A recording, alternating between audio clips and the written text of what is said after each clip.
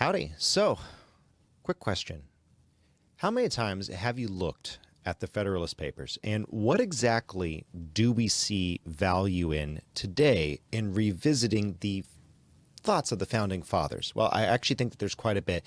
And this week's confirmation hearings, I think, proved how important the original founding ideals are. Today, we're going to be looking at Federalist 10, some of the confirmation hearings here in 2025 in the year of our Lord, as well as some of the interesting back and forth in the culture and what's acceptable with, Nazi salutes. Is it not? Let's go ahead and chat about that. And of course, finally, as an apologetic channel, we want to look in at probably one of the best masterclasses we've seen in recent memory on the national stage of apologetics in play. We're talking about J.D. Vance and his interview with CBS. It's going to be lit. Howdy. For Further Everyday, John Arthur Fiala, glad to be here. If you are on our YouTube or Rumble and you're going to be asking, where is the live chat? You guys aren't doing that well, out of respect, and thanks for PSB. At the moment, we are still airing these on PSB, on DLive and Vaughn.live and Rumble. So howdy to all of y'all in the chat. We will be watching y'all's chats. So just let us know. We'll be throwing some questions y'all's way. I'm joined by a full panel. Today, to my right, I got Miss Nikki. How's it going? Good day. How are you? I'm doing all right. Glad to have you there in the chair of theology. So for those who are just now joining us in our little journey, we got a few 100,000 downloads on the audio podcast. YouTube and Rumble not doing so good. Rumble, we're just starting. YouTube kind of clamped down on it, but we definitely do a apologetics type study. We believe that your theology will dictate your philosophy. I'm sitting in the chair of philosophy. John Arthur here. To my left, downstream of your philosophy is your culture. And Charlie's right here. Happy Sunday. Howdy, Charlie. It is good to be here. Glad to have you there. Thank you very much. And then downstream of your culture is often politics, although those two vie for each other. And we got Steve over here. That's right, man. And so glad to have you. And like always, politics is way downstream. It's kind of like catches all of the stuff there. It's the bottom outhouse on the pyramid of outhouses. That's so right. If you have good stuff flowing, great. If you don't, well, sorry, you're at the bottom. Yeah. And fighting at the political level is always a mistake, is what I would argue. It's always a mistake. You want to try to win at the theological level, in the hearts and minds of people, in the philosophical level. And that's really where you want to start. But we often find ourselves on the political battleground. By the way, as did James Madison. And I actually kind of want to start. We're starting a series. We're 2 in. If you want to go back and look at those, you can find us at Further Everyday on Rumble or on YouTube if you are just now chiming in on PSB. But we're starting on Federalist 10 today. And I actually want to start with James Madison. A quick introduction. The man needs none. But who was he? He was actually, the short king was president rather, was the smallest president to ever serve in the office. He's 5'4", and Trivia Pursuit, he actually weighs less than Mr. Producer. By what, 20 pounds? Give or take? Yeah, Mr. Producer. Rai, the producer guy in the producer's chair. He's giving me the look. He was the architect of the Bill of Rights and the U.S. Constitution. He studied biblical Hebrew. He studied the works of John Locke, Witherspoon, and other Enlightenment thinkers at Princeton. By the way, it was a very, very different Princeton than it is today. And that was and that really comes from Christians ceding the territory to the liberal left. And you have the ingress of that in the 1800s. But until then, Princeton was a seminary and a much better place than what we're seeing today. So next cut, if you would, Mr. Producer. Let's keep us rolling. He saw through the War of 1812. If you look there, you can actually see some really, really beautiful paintings of some of the different fights and battles during the War of 1812. That is the war where our evil top hat did come down and burn down our White House. Is the thing that they're most proud about in their history lessons, that they actually burned down the White House. Good for them. We built back better. And James Madison oversaw all of that. His wife, Mrs. Madison, actually famously saved George Washington's portrait. Yeah.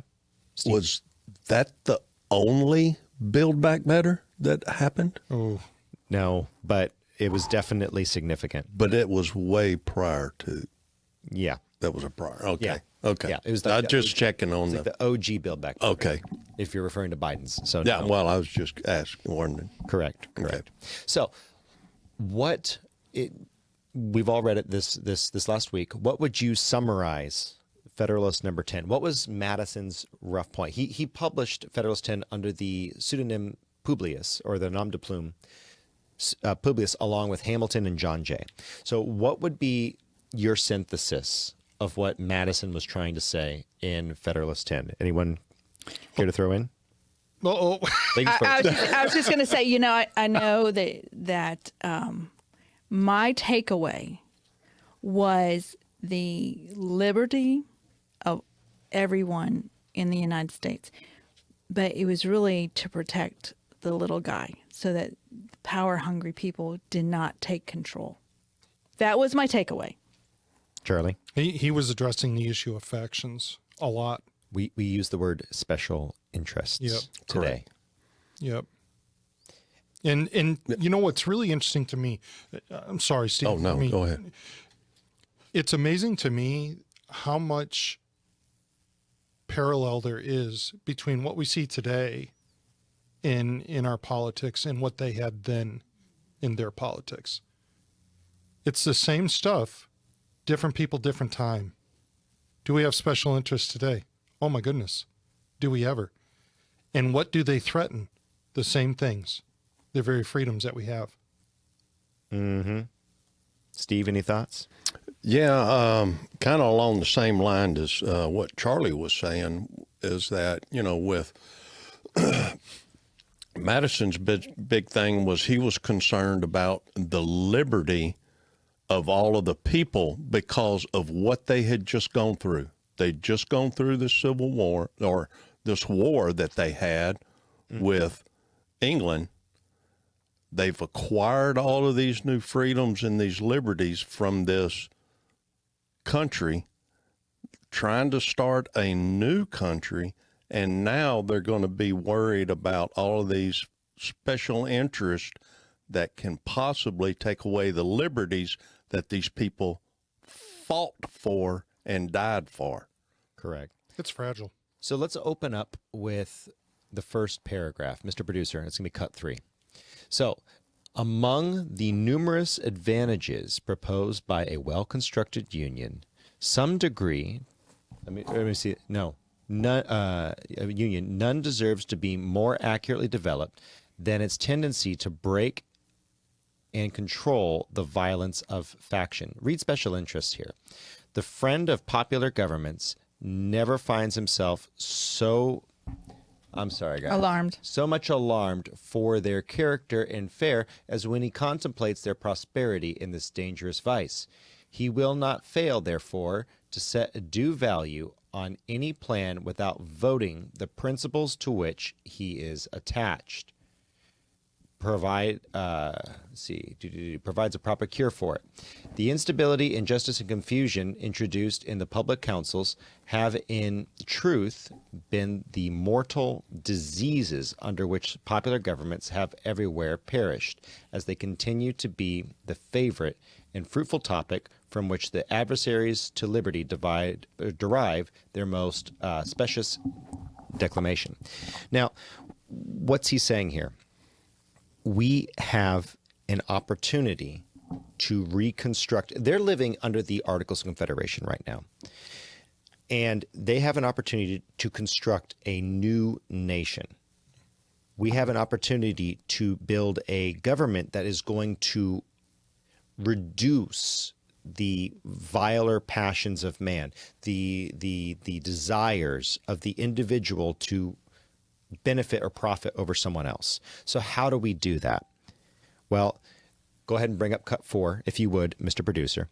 And actually, I'm going to go ahead and pull this up on my other screen here. But for now, the valuable improvements made by the American constitutions on the popular models, both ancient and modern, cannot certainly be too much admired.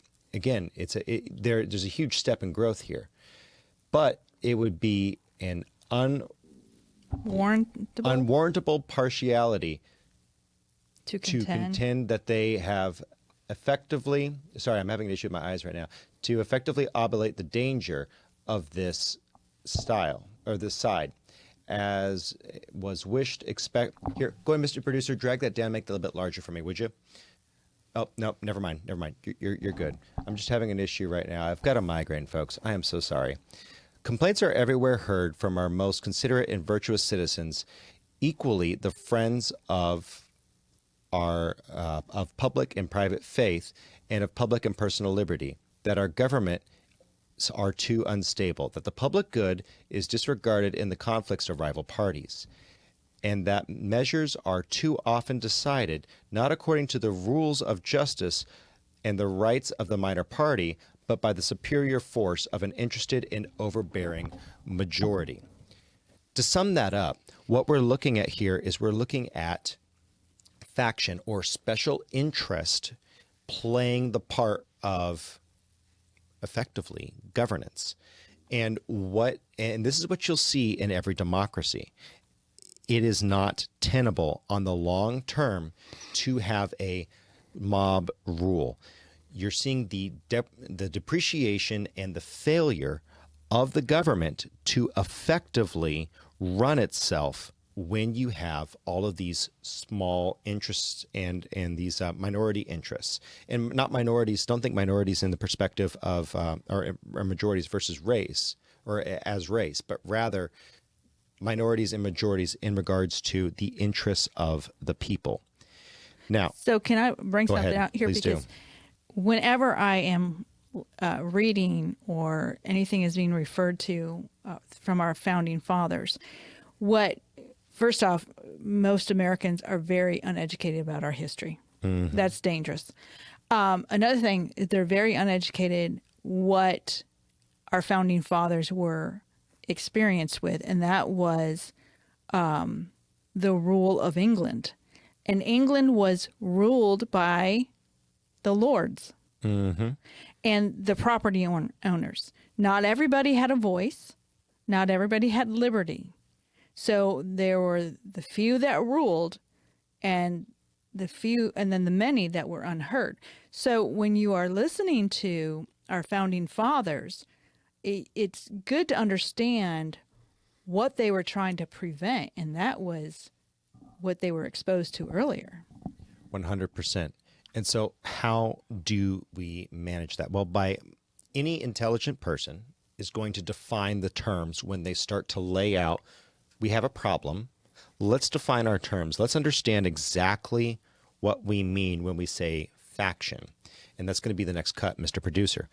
By faction, I understand a number of citizens, whether amounting to a majority or a minority of the whole, who are united and actuated by some common impulse of passion or of interest, adverse to the rights of other citizens or to the permanent and aggregate interests of the community, i.e., special interests. Mm-hmm. And so I think when we use the word factions in today's lexicon, it can be a little bit confusing for some people, but basically special interest groups. You're looking at folks who are looking out for the benefit of a specific individual as opposed to the body corporate, the body politic. Do we see that today? Well, absolutely. And we actually saw a lot of that in the confirmation hearings. And we saw that, and we're not going to talk about Tulsi Gabbard's hearings or whatever, but I do think it's worthwhile looking at RFK's hearings in just a little bit, and we are going to look at that. I want to tease that because I think it's important that we actually look at how this breaks down in the real world around us, so that we can better understand how to move forward. But factions and special interests are one of the main enemies of liberty. Now, how do you fix it? Well, next slide. You actually have him elucidating an example of how to break this down. How would Madison consider breaking this down? Well, he says that there are two methods of curing the mischiefs of faction. The one by removing its causes, and the other by controlling its effects. And he goes on to talk a little bit about how you would go about the first modality. There are, again, two methods of removing the causes of faction. One by destroying the liberty which is essential to its existence. The other by giving to every citizen the same opinion, same passions, and same interests. That's if you want to eliminate the cause of faction. And by the way, the left seeks to do that. That's what they're looking at doing today. That's why you can't have a diversity of opinion. You have to have an exact lockstep walk with the orthodoxy that the left is putting out. That is why it looks that way. That is why it sounds that way. It's because they are trying to destroy special interests by cudgeling people who do not agree with them into basically impotency. So next slide, Mr. Producer. It could never be more truly said of the first remedy that it was worse than a disease. Liberty is to faction what air is to fire, an ailment without which it instantly expires. But it could not be less folly to abolish liberty, which is essential to political life, because it nourishes faction, than it would be to wish the annihilation of air, which is essential to animal life, because it imparts to fire the destructive agency. You can't take away people's liberty to say certain things, to do certain things. You need to have free speech. You need to have the ability. We need to be able to hear the naughty words. We need to be able to hear people say things that are uncouth, unkind, ungenerous, because we need to win the hearts and minds of the people. If we try to clamp down, and this is where, some conservatives, if we're not careful, I do think that we sway towards the other extreme of cancel culture and censorship. There are times that people need to be fired. There are times that people need to be taken to the woodshed, in the public square. That's not what I'm not talking about those times. I'm talking about the desire to destroy someone's ability to speak. There are conservatives who do feel that way, and they do think that way. I would caution you and say, we are not that party. That's not how we work. Your liberty is your God-given right, and God cares more about your liberty than he does your salvation. That's why he allowed you free will. That's why he allowed you to choose him or not, choose good or evil. If we try to abolish that, it's going to fail. It's going to be a huge, huge mistake. I don't know, Charlie. You look like you're thinking hard. Well, I'm reading a little further down in that same section, and I'm looking at this. It says the protection of these faculties is the first object of government. From the protection of different and unequal faculties of acquiring property, the possession of different degrees and kinds of property immediately results. And from the influence of these on the sentiments and views of the respective proprietors ensues a division of the society into different interests and parties. You're spot on with this analysis in terms of what we as Christians tend to do. I remember back in the 70s, you've got my Playboy founder, Hugh Hefner, and that was like anathema to Christians. Mm-hmm. There's no way, no. And it came through. The thing is the heart is what needs to be won. If you cancel it, you have nothing to speak to. Let me push back a little bit on you, both you and John Arthur. You said hear the dirty things, and you're talking about I would push back on Charlie as well a little bit, but go ahead. So you can, and maybe I'm taking things out of context, so you can correct me. To have a discipline on speech, not necessarily that you can't say what you want to say. You should be able to say what you want to say, but you should be disciplined enough to do it in a clean manner. Okay, so the freedom to say every cuss word that used to be laws against that. Well, why were there laws against that? Well, because why were there laws? Well, I think it's the same reason about the Playboy is because our government is based on Christian morality. And so what they were saying, what our founding fathers were saying is that if we're not a Christian culture, which we're talking about, not necessarily everybody's a Christian, but based on the moral foundation at that time, then society will fall. You will start struggling Because when you lose morality, you're going to lose your culture. So let me actually give you the constitutional argument. If you want to go and look up the normally I would, but we do have a general path on this. Mm-hmm. If you look up the cases for profanity and obscenity prosecutions in the times of our founding fathers, we had a general understanding of what speech was. Yes. You know, the tired argument of you can't yell fire in a crowded building. Yes. Yes, because that's a call to action. Because that is a call. You are doing something more than speaking. If you're saying, I don't believe that there's a fire in a building when a building's burning down, you're an idiot, but you're allowed to say that. If you say, there is no fire, go back to your seats, or if there is no fire and you say there is a fire, get up and move, you are also you're causing panic and pandemonium, or you are an obstruction to people getting to safety. There is an act that is occurring there. When it comes to using the F word in the public space, there is an argument, a constitutional argument, that you cannot say certain things if it is going to impact a specific set of people. And that's where we have in Texas right now, we have this new consensus among all the streaming sites. They are now taking down, you know, Cornhub and OF in a lot of these places. They have to, because in Texas, we're mandating, saying, if you're going to put that out into the air, you have to verify that this smut will never get into the hands of a minor, which is basically impossible. Correct. And so the purpose of obscenity laws was you cannot go outside and do that to a child.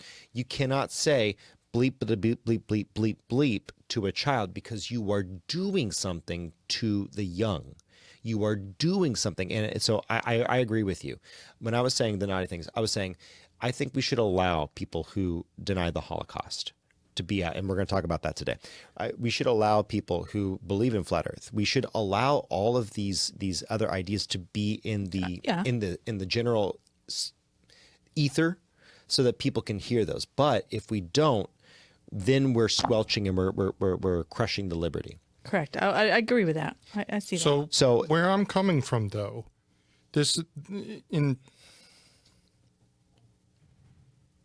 If we want to legislate morality, we have not won anything.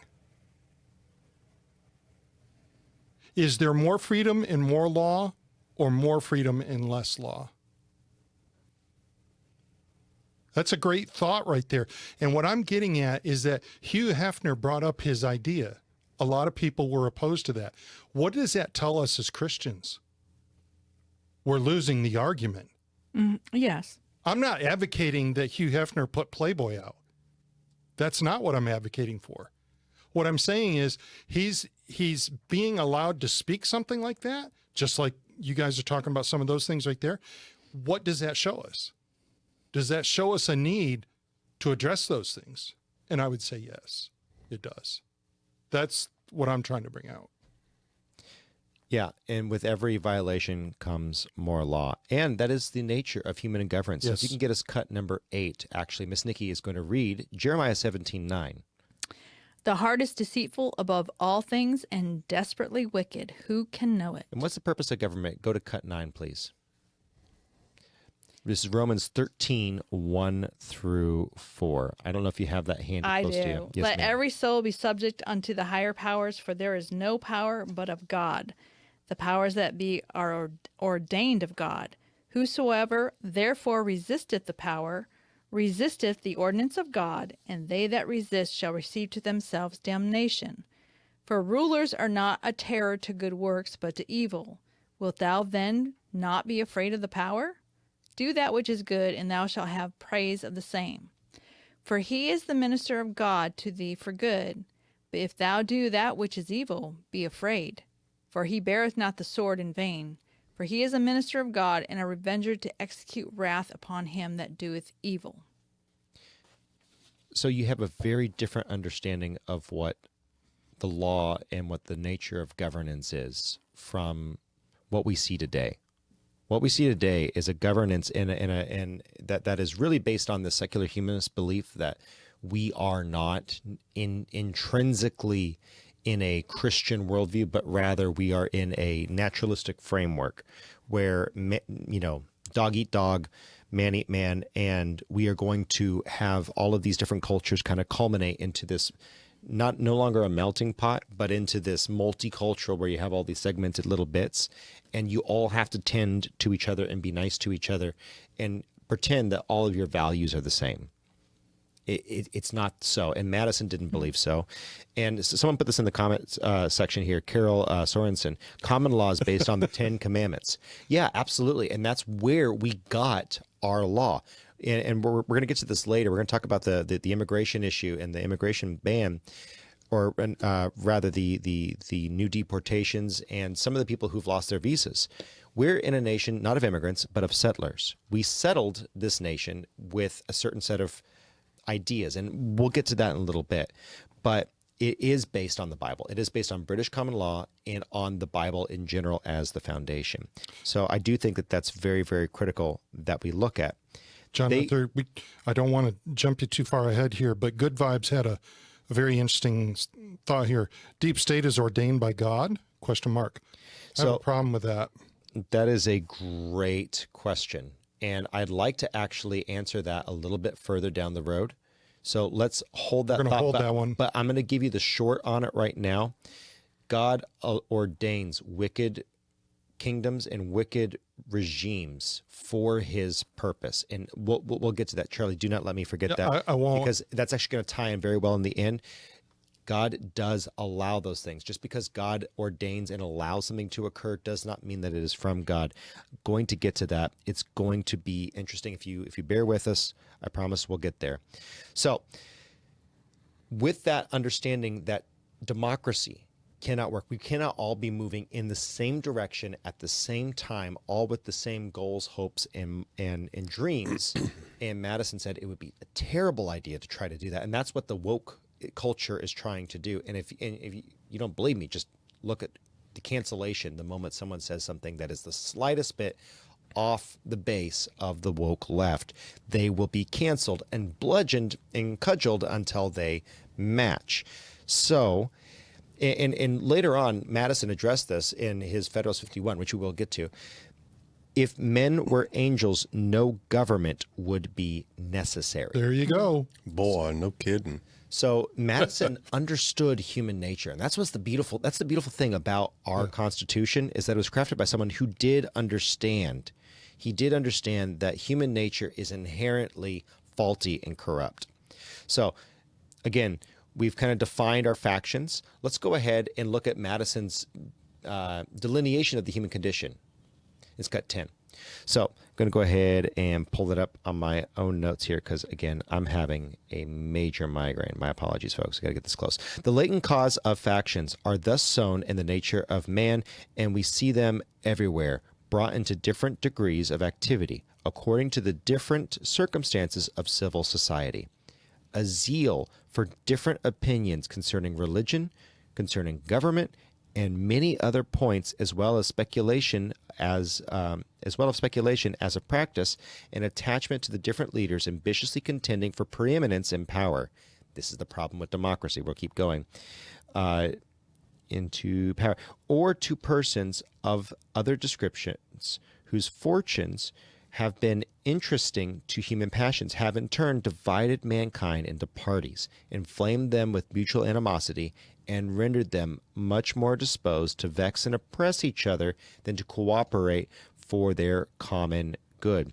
So strong is the propensity of mankind to fall into mutual animosities that where no substantial occasion presents itself, the most frivolous and fanciful distinctions have been sufficient to kindle their unfriendly passions and excite their most violent conflicts. That is a long and wordy way of saying man will seek out his own benefit. And that is mankind's nature. Mm-hmm. We are naturally predisposed to seeking out something that is going to benefit us and us alone. And we do see that in the world today. Actually, before we do that, where do we see that in the Bible? Where do we see that in the scriptures? Where do we see people dividing over authority and attempting to exert that onto other people. Well, the first thing that came to my mind was Moses when the group. Korah's rebellion. Yes. They were tired of listening to Moses, so they thought, well, you know what? We're gonna override him. We're gonna kind of overthrow him, and we're gonna start making some decisions. Moses was directly working with the Lord, and they had their own opinions, and they didn't like it. So, what good did it do them, though? Well, you've got Pharisees and Sadducees that Yep. work in Yes. Yep. And so, what was the biggest difference between the Pharisees and the Sadducees? And this is something that I think a lot of people miss out on. What was the biggest difference in between them? First off, who were the Sanhedrin? That's your court. It's the 72. It's your executive branch. You had an executor, you had a Supreme Court judge, and then you had senators, effectively in the Levitical priesthood. And so people say that Jesus wasn't political. I beg to differ. He went to Congress and debated the people in Quite the a few seats. times. Multiple times. He was involved in politics. Now, is that to say that we desire that the church and the state are melded into one? No, the division of powers, there's a significant amount of value in having that division of powers, because unfortunately we see that mankind tends to corrupt itself. In anything where power is consolidated, you have a failure and a breakdown. But how would you split the Pharisees versus the Sadducees in today's language? Well, you've got a strong position of staying true to the Mosaic law. Yep. Very strong. On the Pharisaic side. Yep. And on the Sadducee side, you had a definite influence from the Greco-Roman world, including but not limited to, there was no resurrection. A lot of the literal interpretations of the scripture were widely, that's just sort of, it's poetic license. It's interpretive. It's something that is kind of Almost fairy tale. Yeah. And so you see that they did not believe in the resurrection of the dead. And the more you look at it, the more you start to realize, oh no, they were the liberal side and the licensed side.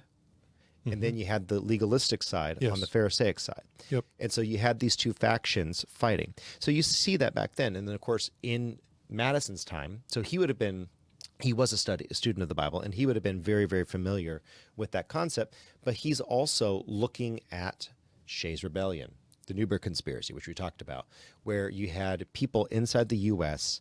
actively threatening to ultimately rebel and overthrow the nation. Where do we see this today? Because we see this right now in our confirmation hearings, and I think it's actually quite interesting. Well, you've got, I think if you want to look at RFK for a moment, you've got the big pharma side that is really working hard. When you look at Tulsi Gabbard, you've got the, I don't even know how to label that group, but your counterintelligence side, if you will, or the intelligence side. When you look at the Department of Defense, you look at people that really are all about the war machine. And those are the disruptions that have been threatened. Yeah, I think you're talking about the Defense Department, and what bothers me, and what the gentleman referred to as the deep state, is that even some Republicans want things to stay the way they are. Okay, it's one thing to be, we're in control, but we're going to leave things the way they are. We're not going to go in and shake things up. That's too much. That's too much. And with this new ideas is, no, we're recognizing that some of our policies and our rights are being withheld because there is the deep state. And if we don't get rid of that, we are going to lose our rights. So all of us here, all these people that we know are that are going to go in and shake up these departments and get rid of a lot of entrenched employees. We're all like, yeah, because that's how we're going to break the deep state. Am I wrong? No, Yeah, you're 100% correct. And here's someone that's going to be put in to the Trump's folks, and that's Kash Patel.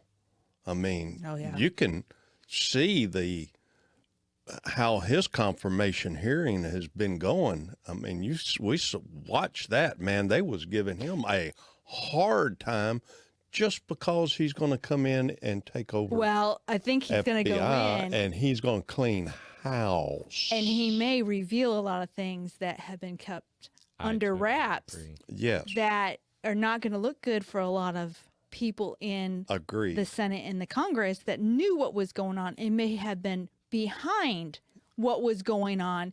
And he, they kept bringing up some of the things that he was saying. Well, he was saying those things because he probably had some information that we don't get and knew what was going on behind the scenes. So, John Arthur, this to me is a perfect example of why is this being allowed to happen? Mm-hmm. And it is because of people like Madison that articulated the arguments that he did that put us on a path where it's not just majority rules. Indeed. And people, and I think our listeners are pretty well educated on this, but there's a lot of people that are not. They think that things like the Electoral College are out of date. That Electoral College is absolutely not out of date. Correct. It is the one thing that is going to help us preserve what we've had for 200 plus years. When you look at what's going on right now within our confirmation hearings, we can look back to the Federalist Papers and we can say, thank you, Madison. We can say, thank you, John Jay, for what you did to articulate your arguments for what we have today. And their thought process was that you were going to have reasonable, rational, intelligent, moral. Yes. By moral, they meant Christian. And they said different religions, they meant which flavor of Protestant or Catholic you were. That was their thoughts. By the way, generally Protestant, but they weren't close to Catholics. Their thoughts were, how do we have individuals who are free agents in the government? They have their own thoughts. They have their own opinions. They are elected by the majority of their peers, and then that representative is sent. Because if you have one head, you could have a functioning organism. If you have 1 million heads, you have a monster, right? So you have someone who has been selected, and again, you actually see a significant amount of this consideration coming from the Exodus law. And I don't know if you have Exodus 18:21 through 22 available, Miss Nikki, but you're actually going to see that 34% of the references that were made at the Constitutional Congress ultimately came from the Bible. And then about 3% and change from Blackstone's law, which was common law, British common law, the next biggest influence on the founding of our nation. But Exodus 18:21 through 22 is a good read here for this reason. Moreover, look for able men from all the people, men who fear God, who are trustworthy and hate a bribe, and place such men over the people as chiefs of thousands, of hundreds, of fifties, and of tens, and let them judge the people at all times. Every great matter they shall bring to you, but any small matter they shall decide themselves. So it will be easier for you, and they will bear the burden with you. So this would have been, again, and this is widely cited as one of the thought processes for our judiciary and how our judiciary would work. And we were looking for people who were able men, moral men, who were going to be able to judge. And if you actually read in the word, you'll read that there were judges at the gates. in Hebrew culture, these judges at the gates were men who were elected, and you would have a council, I believe it was of 6 or 12. It was one of those numbers, one of those important numbers, 6, 7, or 12, I forget, where you would have men at the gate doing basically a conversation of, hey, you think you were owed this much money, this man didn't pay you this much money. Was this a murder or was this a reckless homicide? Do you want reparations or restitution, or do you want to pursue the death penalty? These men would make those decisions, and if a decision was not adequately settled, it would go to the Sanhedrin in Jerusalem. And that was the original intention of the Exodus law, and that was the way it was originally carried out. Their purpose of that, what God's purpose really in that was, how do I get man to take ownership and lead a nation, understanding right from wrong, and also how do I smooth out the flyers on the charts when it comes to special interests? And Madison took that very seriously. But now you jump to today. I don't know if you're ready, Mr. Producer. We've got a cut from the confirmation hearings where Liz Warren and Bernie Sanders are interviewing RFK Jr. By the way, RFK Jr., not necessarily, go ahead and just use the regular on the downstream key, Mr. Producer. RFK Jr., not exactly the guy that I would say that I'm normally lining up with, but in his position right now, I love it. And you can tell that he's not a conservative, but he has strong beliefs. But instead of this man getting confirmed in a position that he is qualified for, you see this.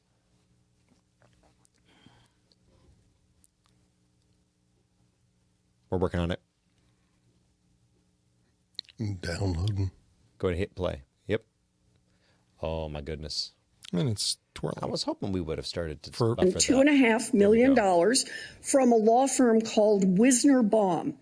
You go online, you do commercials to encourage people to sign up with Wisner Baum to join lawsuits against vaccine makers. And for everyone who signs up, you personally get paid. And if they win their case, you get 10% of what they win. So if you bring in somebody who gets $10 million, you walk away with $1 million. Now, you just said that you want the American people to know you can't be bought. Your decisions won't depend on how much money you could make in the future. You won't go to work for a drug company after you leave HHS. But you and I both know there's another way to make money. So, Mr. Kennedy, will you also agree that you won't take any compensation from any lawsuits against drug companies while you are secretary and for 4 years afterwards? Pause. Well, I'll certainly commit. So just hold that there. We're going to play it in a second. But for those who don't know, if you're living under a rock, RFK has made his entire shtick going after pharmaceutical companies his whole life. This is what he's been doing. This is what he's been doing before he was way before now tapped for HHS, right? So Human Health Secretary, before he was tapped on the shoulder for that, this has been everything that he's been doing. And the reason why he's being tapped for HHS is because he has been going after companies that have lied, companies that have knowingly moved forward without knowing the ramifications of their drugs. So Liz Warren says, well, do you promise that you're not going to take any money from drug companies? By the way, who's taking money from drug companies? I wasn't going to say She's that. in the top 10. She's in the top 10. Bernie is number 1. And we'll talk about Bernie in a moment, but she's in the top 10 and by the way, it happens to be mostly or all Democrats on the high end of that scale. You get in the top 10 list, the top 25 list, mostly or all Democrats, depending on which list you're looking at, have been taking the money. Just saying, it's not an us or them thing. Yes, it is. Absolutely. It is an ideology thing. It is an ideology issue. Yes, go ahead and keep playing it. That while I'm secretary, but I do want to clarify something because you're making me sound like a shill. I put together that case. I did the Science Day presentation to the judge on that case to get it into court. Mr. Mr. Kennedy, it's just a really simple question. Yeah, You've taken in $2.5 million. I want to know if you will commit right now that not only will you not go to work for drug companies, you won't go to work suing the drug companies and taking your rake out of that while you're a secretary and for 4 years after. It's just... I'll commit to not taking any fees from drug companies while I'm secretary. No. I'm asking about fees from suing drug companies. Will you agree not to do that? You're asking me to not sue drug companies, No, and I'm not going to agree to that, drug Senator. companies as much as you want. I'm not going to agree to not sue drug companies or anybody. Why should he? Let's do a quick count here of how, as Secretary of HHS, if you get confirmed, you could influence every one of those lawsuits. Well, let me start the list. You could publish your anti-vaccine conspiracies, but this time on U.S. government letterhead, something a jury might be impressed by. You could appoint people I don't to the understand CDC vaccine panel who share your anti-vax views and let them do your dirty work. You could tell the CDC now, vaccine. The sad thing is that RFK does not have much of a voice because of his past injuries. So it's hard for him to respond. And just imagine being the shrill shrew who's yelling at the guy who can't really talk back very well. But someone in the comment section nailed it. You got to it before I did. Okay, Pocahontas, did you quit your teaching job? Uh-oh. For $400,000 a year? Uh-oh. Okay. And I'm just going to scroll back in here because this is from Edie Jew Thump. I just got to say, good job, because you beat me to it. What all have you resigned from? What all have you, Miss Pocahontas, Miss Liar? No one else has been held to the standard, someone else says down in the comments. I absolutely agree with you guys. The thing that is so frustrating is that, and RFK did a good job with this. I think he could have done better. I think he could have said, he did a better job with Bernie, by the way. Yes, I would agree with that. And so, Mr. Producer, if you can get that clip from Bernie, he goes on to basically dismantle her on this. He says, look, I'm not, as you heard him say, I'm not interested in promising that I'm not going to pursue drug companies. What are you talking about? And by definition, what do you want him to do? Hang them? I mean, he can pursue them financially, or he can hang them. And right now, here's the thing that kills me. If I were in RFK's shoes, I would have said, I could. You're right. I could if I'm in this position. But that's if I am acting in a corrupt manner. Unlike some people in this room, I'm actually interested in the truth, lady. He could have actually come out and he could have said that. Unlike you, I don't misuse my position for my own personal gain. You, on the other hand, often do, and it is well known, you lied about your heritage. You have taken money from big pharmaceutical companies. So do not speak to me, madam, about that. He would have been wise to have said that. But he didn't. Do you have that other clip from Bernie? Let's go ahead and play Bernie. We're going to have a weekend at Bernie's here. We're going to hear a little bit of Bernie. I don't Prepare know if you all yourself. saw this. Go ahead. So President Trump and Mr. Kennedy are quite right when they say that our system is broken. They're right. Our economic system today is broken. 3 people own more wealth than the bottom half of American society. Wages have been stagnant for American workers for 50 years. The economy is broken. 50 years. You know what? Our political system is broken and corrupt. You have a handful of billionaires in both political parties who contribute huge amounts of money to elect candidates in this room throughout the United States Congress. That is a broken political system and a real threat to democracy. Our healthcare system is broken. who broke it, Bernie? It's broken for some of the reasons that Mr. Kennedy indicated. We have not paid attention to the fact that we have massive amounts of chronic disease. We have not answered the question why in the richest country in the history of the world, our life expectancy is lower than it is in countries far poorer than we are. So I think in many ways, President Trump and Mr. Kennedy have asked some of the right questions. Problem is their answers will only make a bad situation worse. Says So let you, me ask Mr. Kennedy again. who's been making it worse. If we want to make America healthy, will you assure the American people that you will fight to do what every other major country on earth does, guarantee health care to every single American? I'm going to make America healthier than other countries in the world right now. Will you guarantee do what every other major country does? That's a simple question. And by the way, Notice how he's making it out Bernie, a bill.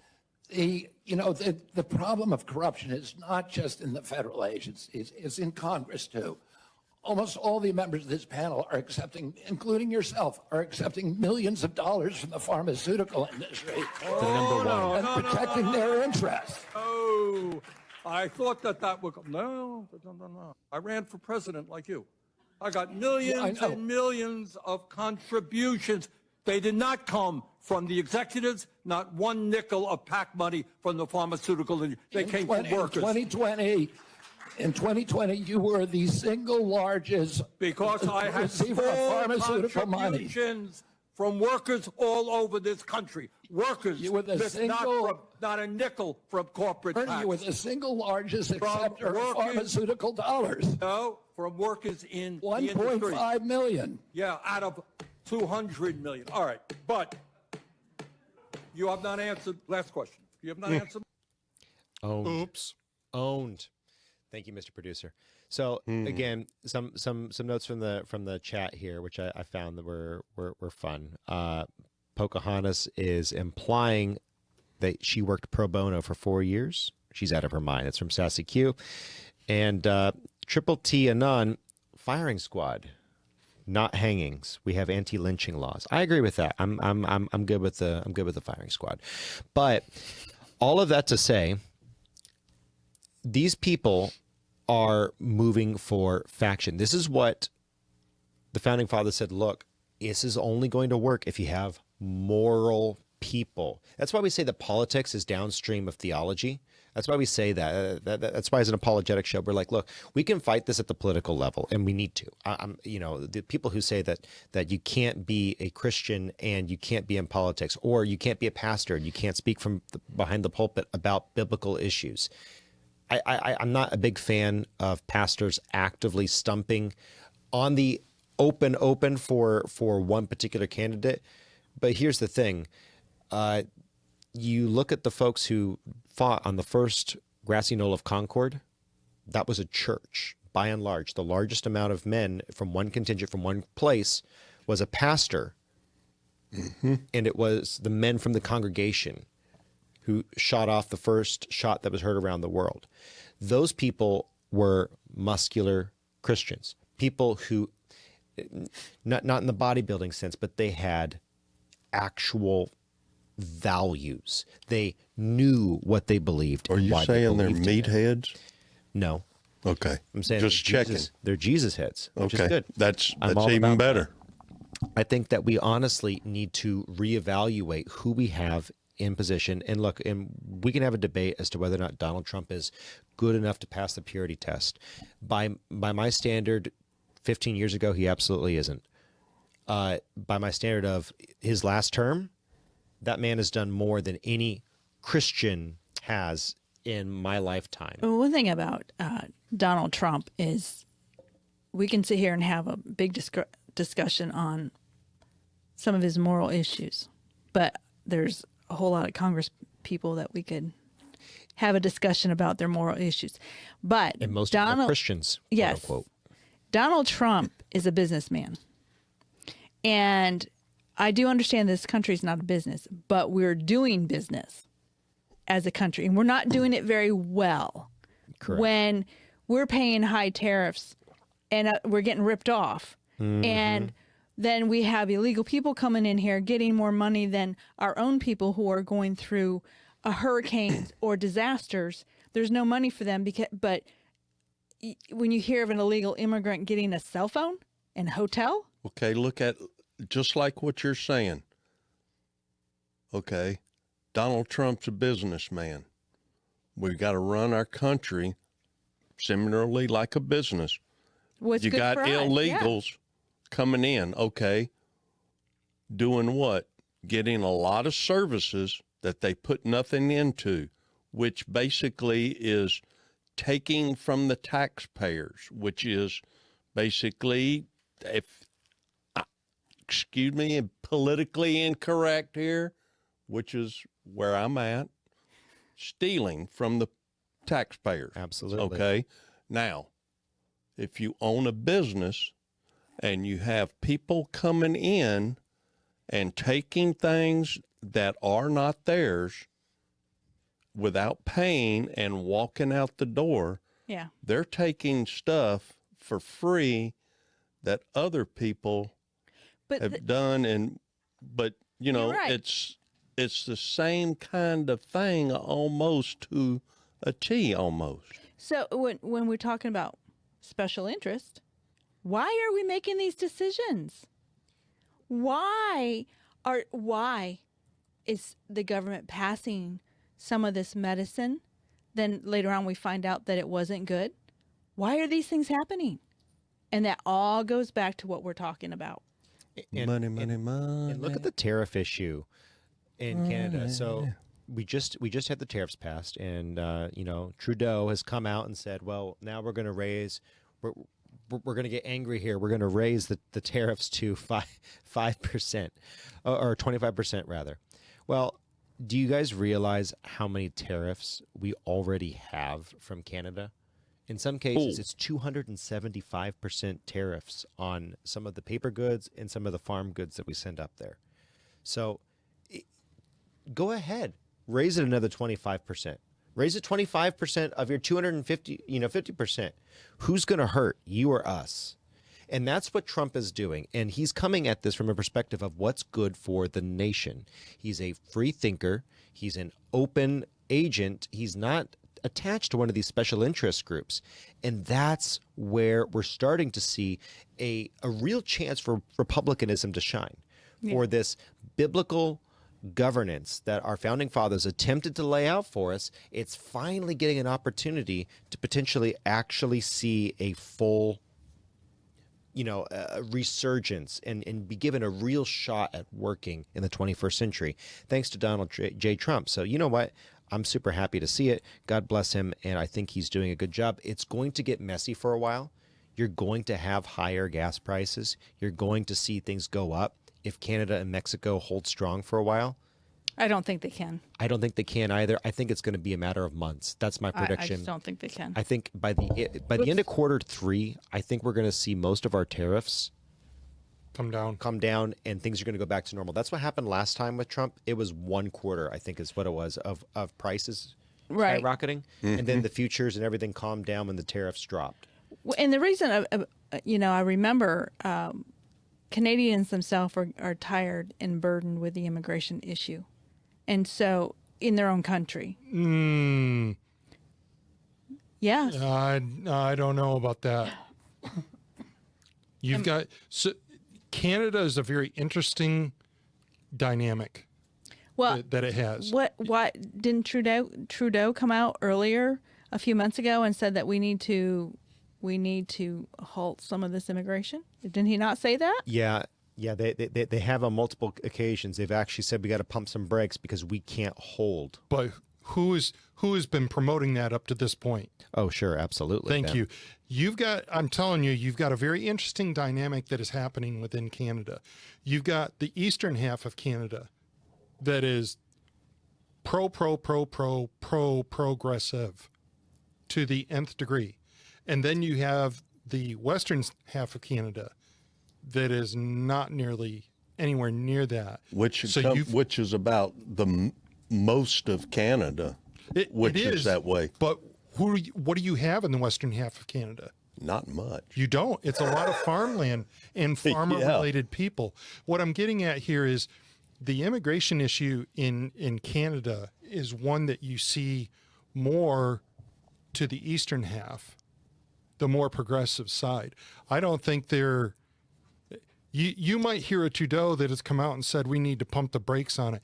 He's had 10 plus years to address that issue, and not once has he done it. Well, and that's the typical situation with the progressive left. That's right. They're always going to live off of the prosperity that was fought for and died for under conservative principles. Yep. And it's ultimately going to wash away. So, in summation, for the what?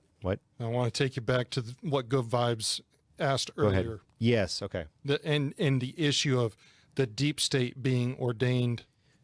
So God. let's lay that out. So when you have a nation that is formed and it is run by man, God, and again, I don't know where everyone is sitting theologically, but here's where I sit theologically. I believe that God is omniscient. That means he knows everything, and that includes middle knowledge, and I'll explain that in a moment. He is omnipresent, which includes and supersedes time. Okay, and he's timeless, spaceless, and immaterial. And if you want to go to Aquinas and look at why that makes sense, Aquinas did a great job of laying that out. And you have an unmoved mover who is outside of time, space, and reality. This God does not experience time the way that we do, but he does experience time, or he's aware of time, but he's standing outside of time, space, and matter. Why did I go that far? Why did I talk about that? Well, God created free will agents knowing what they would do, when they would do it, and how they would do it. These free will agents act in their own free will, in their own manner, and they are moving. They are moving in such a way that they are allowed to effectuate God's will within the presence of their own free will, because God is outside. He's seeing extra dimensionally. He is outside of time, space, and matter. God can put bad people in the right place to allow good things to occur. So if I could, real quick, I'm going to hold you up. I want to read this definition of ordained. Go ahead. And by the way, I'm a fan of the Webster's 1828 dictionary, not the Merriam-Webster of today. Ordained, appointed, instituted, established, invested with ministerial or pastoral functions, settled. God has allowed, ordained, set it up so that it would happen. And if you want to get into an apologetics moment, it says that in Peter, he says that he's willing that none should perish, but that all should have eternal life. What does that mean then? If God is all powerful, can he get someone and make them and fold them and mutilate them into someone that loves him? Not if they have free will. And that's why we say the most important thing to God, the greatest gift of God, is not even salvation. It's free will. Amen. It's free will.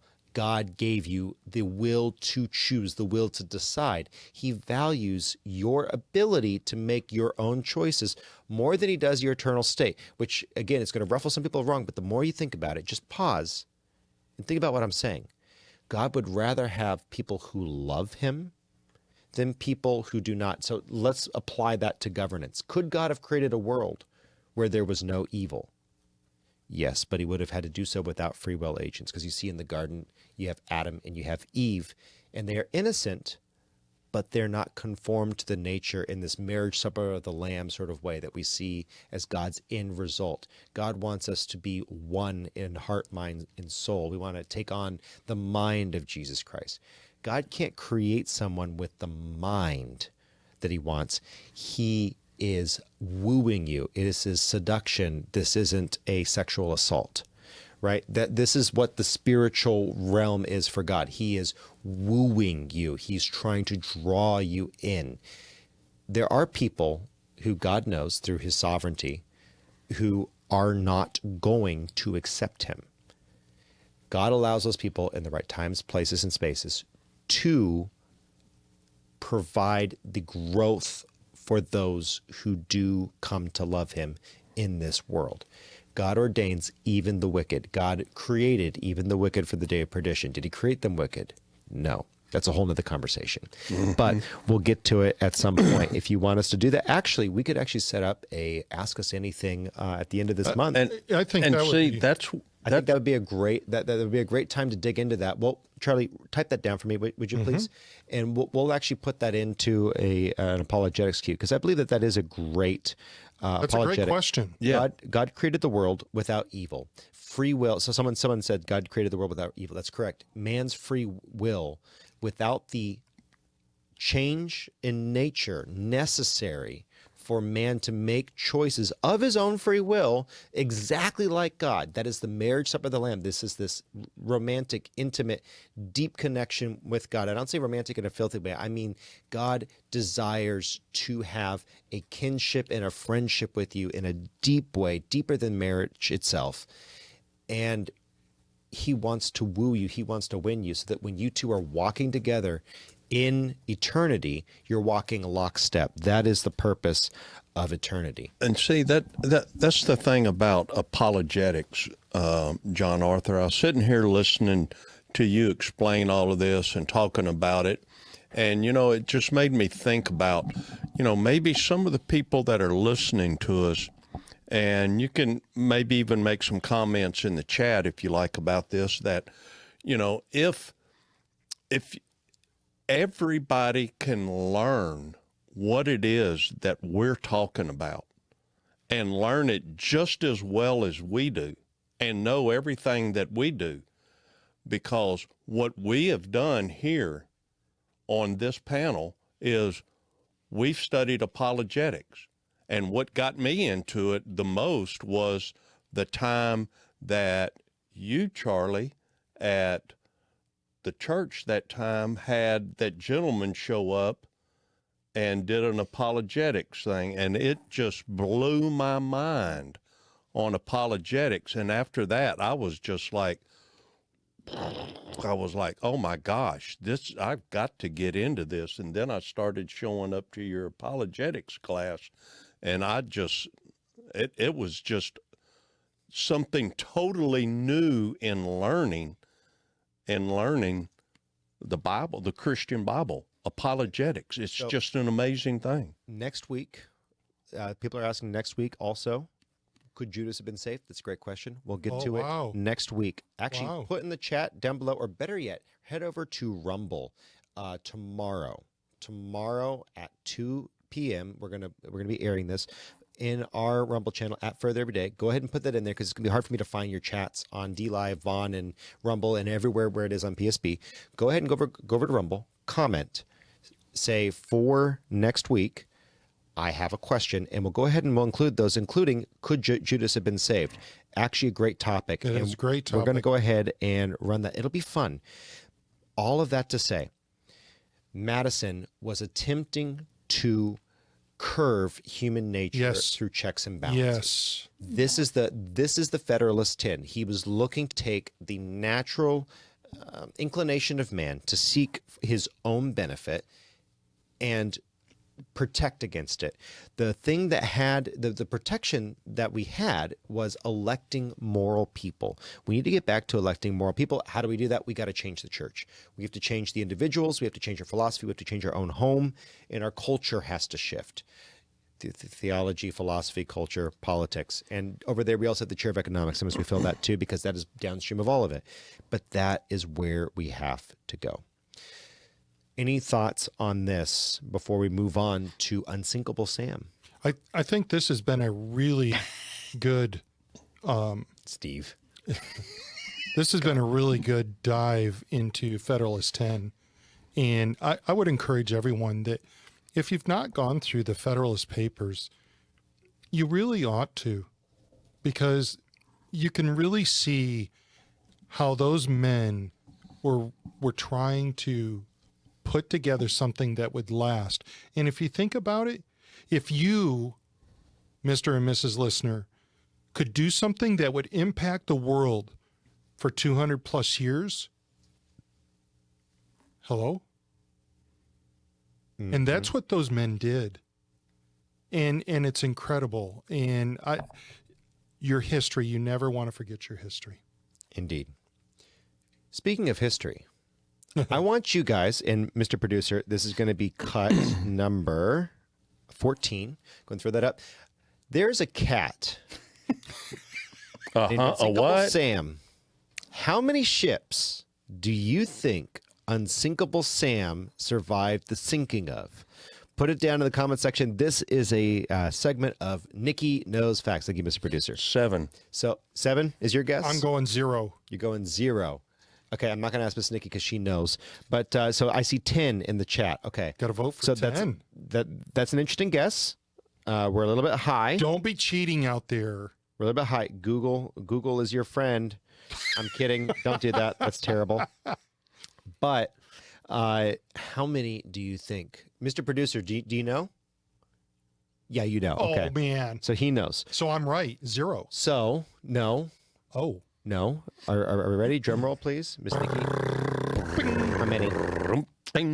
3.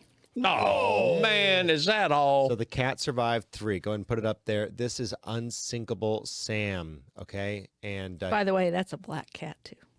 A what? That's a black cat. It's got some white on it, so maybe that. Well, Oh, my gosh. you want to know something? Oh, my gosh. I'd say that cat's bad luck. I'd kick him. I'd I don't toss know. him off my boat. He's man. got more than 9 lives. That's Well, for sure. So- maybe for him, but not the boat. what's the story? We got to keep moving. What's the story? Okay, the reason. Thank you, Mr. Producer. So the reason this caught my attention was because when I was growing up, my mom and dad had a song by Johnny Horton, and it was called "Sink the Bismarck." So when I was looking this over and I saw that the Bismarck was involved, I know that song. Okay, I know that song. And so just let me give you a little background about the Bismarck, which was a German battleship back in World War II. The original ship that he was sunk on, Sinking Sam. Yes, this was the first ship that he was on, was the German battleship Bismarck. That really got my attention. So this battleship was commissioned in August 24th, 1940. Prime Minister Winston Churchill said it was the most powerful as she is the newest battleship in the world. So the Bismarck had a reputation of being feared. Now, Throw it up there, Mr. Producer. on May 24th, 1941, Wrong one, but the Bismarck sunk the Hood, which was the part of the Royal Navy, which was one of the, I guess, considered to be most loved ship by the Royal Navy. That's what I was reading. After that, over 40 British ships were involved in the hunt for the Bismarck. And on May 27th, 1941, following incapacitating battle damage, the ship was scuttled. I had to look up the word scuttled, which means it was going to sink anyway, but the Germans decided we're going to sink it first before the British can board the ship. So they sunk it. They finished it. Okay. And then the HMS, I hope I said this right, Cossack, they saw this cat floating on a board in the ocean. A Cossack? That's the name of the ship. Right. Okay. So, But there was a group of people that they called the Cossacks. keep going, Miss Nikki. So I'm just saying, I'm talking like history. Okay. so they took the black cat onto the ship and they named him Oscar. And then the Cossack was hit by a torpedo. And Oscar and some crew members did survive. Then Oscar was referred to as Unsinkable Sam. And his last service was aboard the HMS Ark Royal, an aircraft carrier. And the Ark Royal was torpedoed by a Nazi U-boat. But Oscar did survive. That's a German cat, right? I bet he was drinking too much beer, that cat. He may Someone have in the been. chat said they thought that it was going to be a British agent because of the tuxedo. I was going to read that one. That's Ooh, right. that's possible. But I don't know. I think he's a double agent. Unsinkable Sam. Well, you know what? And what's amazing to me is that after he retired to Belfast, where he lived in a seaman's home until he died in 1955. Hey, Is that a long time for a cat? 14 years after the sinking of the Bismarck. Was that this cat was alive. 007's pet? I think it might have It may been. have been. Tell us, do you think he was a ally or Axis agent, this Unsinkable Sam? Who is Unsinkable Sam? Single 07. Tell us in the comments section By the below. way, you can Instead actually. of 00, single 07. There are right? videos out there and everything of this. Cat. Yeah. Yeah, he was was a really interesting. remarkable cat. So this Single has been 0 Sam. Nikki knows facts. All right. We'll have a stinger someday for that. So, on to the next one. Elon Musk versus Bryce Mitchell. Let's look at the difference in how this is played between the two. So go ahead and bring that up. So those of you familiar, some of you remember that Elon Musk did a ill-fated salute. He slapped his chest and put his heart out. Well, actually in Michigan, there was a priest who was actually deflocked because he was joking about the sign. He did something like this. Here, Mr. Producer. He did something like this. He's like, he said, this is what Elon Musk did, and all these crazy people are ultimately losing their minds from a guy doing this. And the priest... It's just dumb. Correct. He said that, and he basically lost everything. He lost his flock because he said that the woke mob is crazy. So what exactly... Obviously, guys, we know that there's a Russian salute. You know, I do this all the time with my buddies. It has nothing to do with praising the likes of Hitler. Is nothing like to do with that. Factions are acting up. Something like that. You know what I mean? Something like that. But then we've got Elon Musk on one side who did nothing. But here's the thing that I think really, here's the moral of the story. When you give the devil the power of the truth, because you become so censorious that you come through with this ideology of trying to break the human spirit, people naturally will want to rebel against that. But we see the opposite extreme on the right. And I God bless Bryce Mitchell, but this fellow came off and he laid out this opinion that got him into some serious hot water. Here's what I say about him, Helen. Pause, Hitler, Mr. Producer. I don't know if they're hearing it.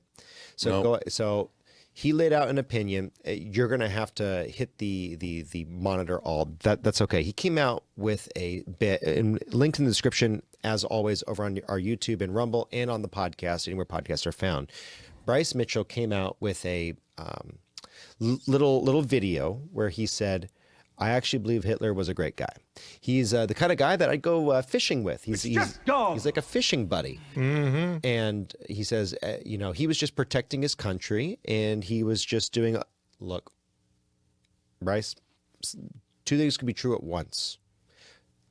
Hitler might have wanted the people in his nation to do better than what they were doing and promise them economic prosperity. By the way, if you actually listen to a translation of Hitler's speeches, they actually sound kind of, halfway decent if you cut out the fact of everything else that he did.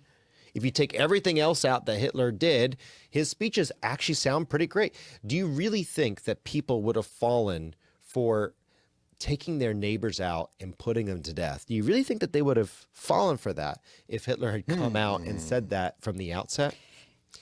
Yeah, I don't think it's great.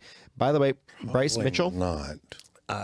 This is not. I'm not trying to be ad hominem, but Bryce Mitchell, also a prominent flat earther, who often uses the Bible to prove it and says that Christians that don't believe that aren't putting faith in God. By the way, the consensus has not been there ever that the earth was flat in the Christian sphere. No. It has never been there. Even back hundreds of years, it was not there. Do you know why Christopher Columbus believed the earth was round? Please. Because there's a verse that says on the circumference of the earth in the Bible.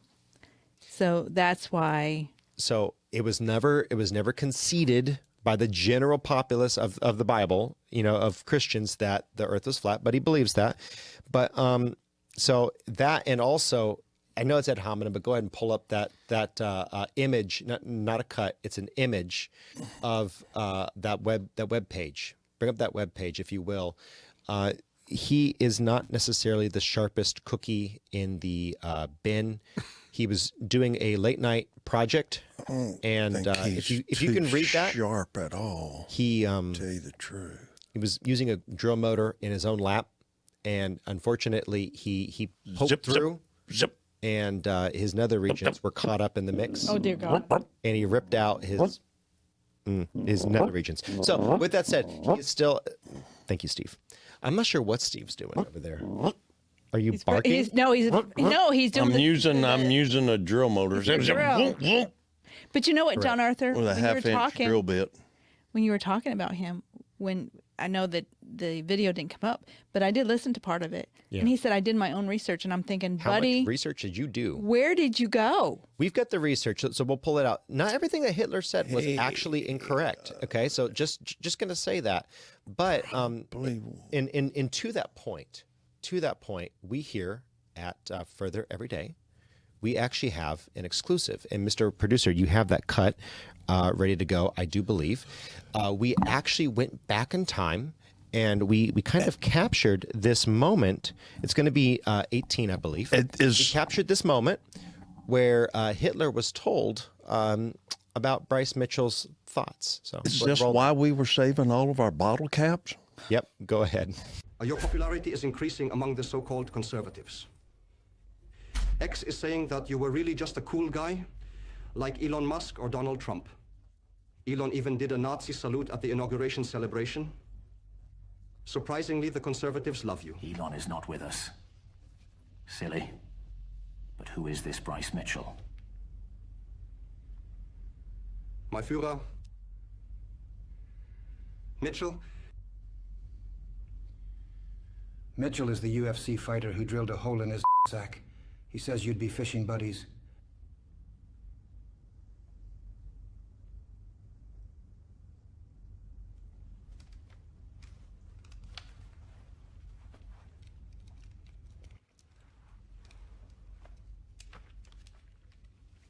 Keitel, Jodl, Krebs, and Bogdorf remain in the room. The rest of you get out of here.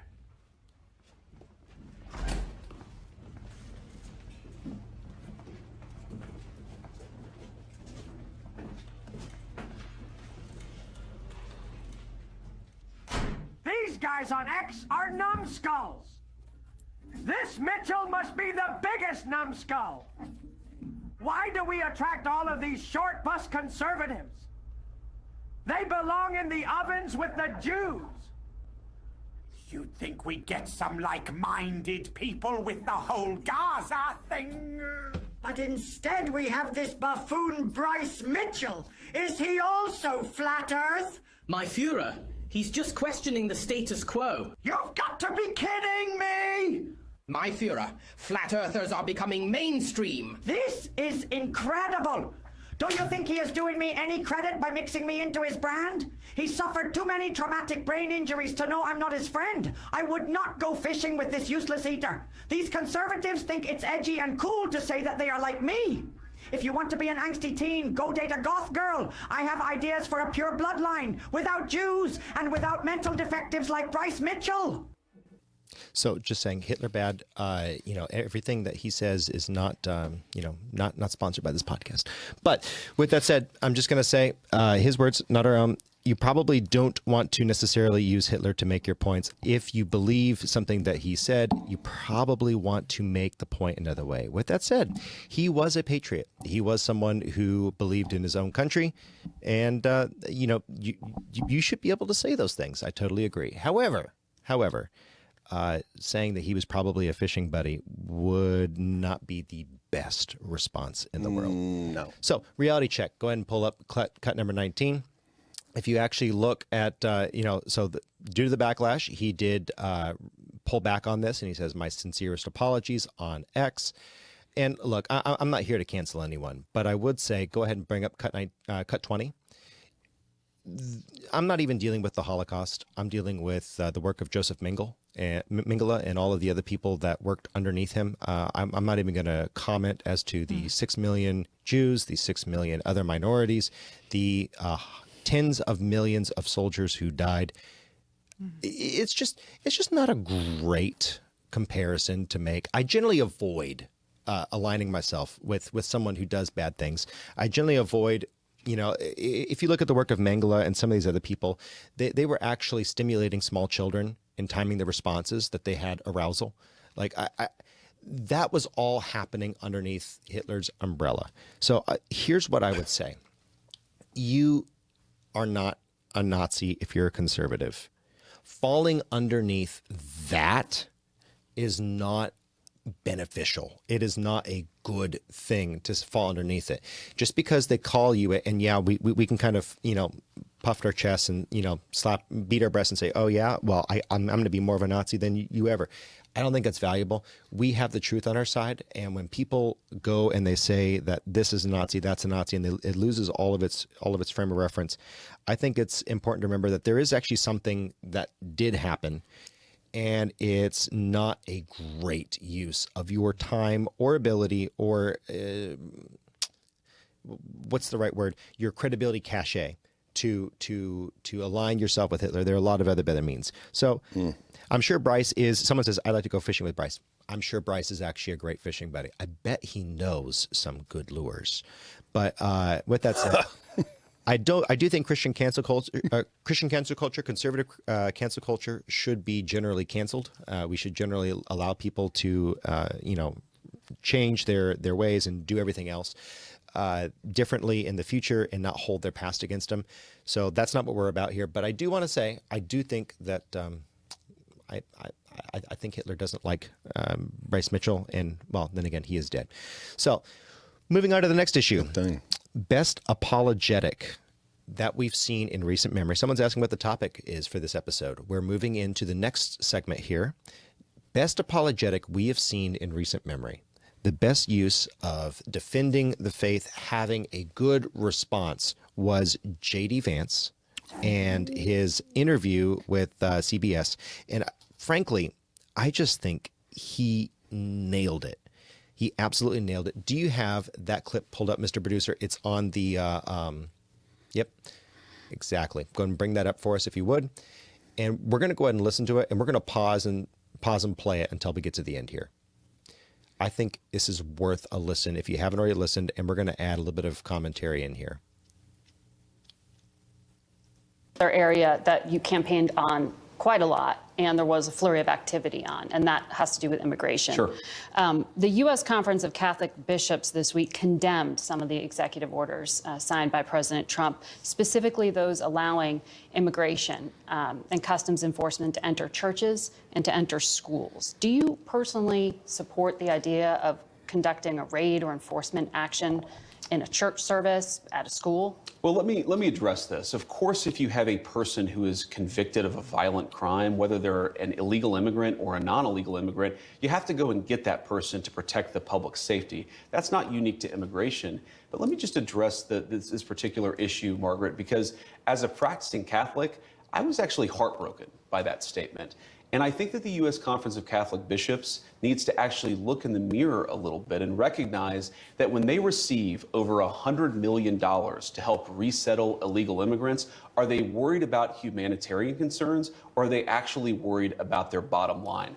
We are going to enforce immigration law. That is the problem.